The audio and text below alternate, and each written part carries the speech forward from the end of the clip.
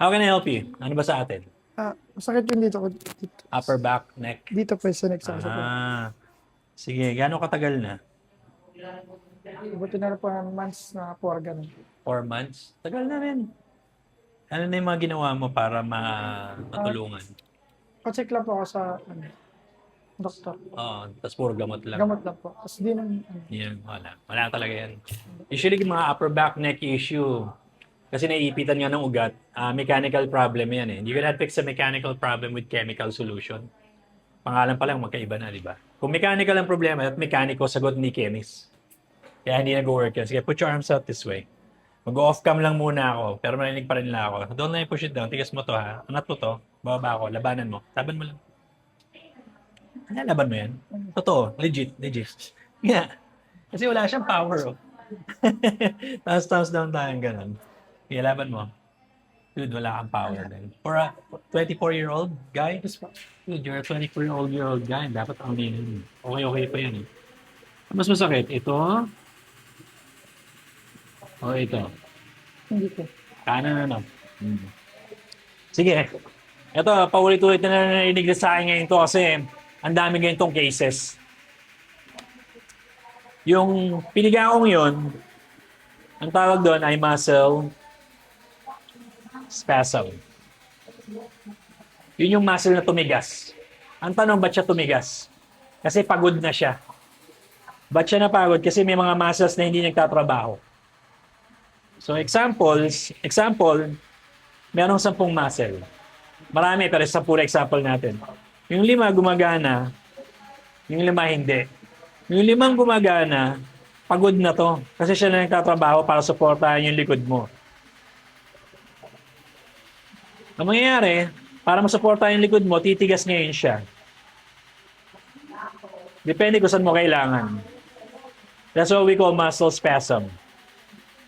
Yung spasm na yan, iniipit ngayon yung nerves, yung ugat. Ugat ang nakakaramdam, kaya masakit, ngalay, manhid, etc. Depende kung paano siya naipit, no? Tapos humihina rin yung mga muscles mo. Kaya nung tinesting kita, nagduda pa ako, talaga ba nilalaban mo? Kasi walang power. Kasi imbis na nakakadaloy yung nerve, maaaring paputol-putol na lang, gawa nga na naiipit siya. No? Yun yung nangyayari dyan. So paulit-ulit ito, nag-off yung ibang muscles, natulog, tumigas kasi napagod, umipit, paulit-ulit siya. For the last 4 months. Pahigpit ng pahigpit ang ipit dito, pasakit ng pasakit, pahina ng pahina. Pawala rin ng pawala yung muscle, patulog din ng patulog. So anong solusyon? Kung naka-off ito, edi i-on natin. May procedure tayong ginagawa na nabubuhay natin yung muscle agad. Tapos tuturuan natin siya, i-retrainahan siya, na dapat lagi siyang gising para hindi mapagod yung iba na nagtatrabaho. Kaya lang, lagi ko nga sinasabi, etong mga muscles na to, mahirap gisingin. Mahirap din siya mag-stay na gising kasi nga pa siya teenager na gigisingin mo matutulog, gigisingin mo matutulog. So, ang gagawin natin ngayon, magpa-first session ka ngayon, magta-trial session ka.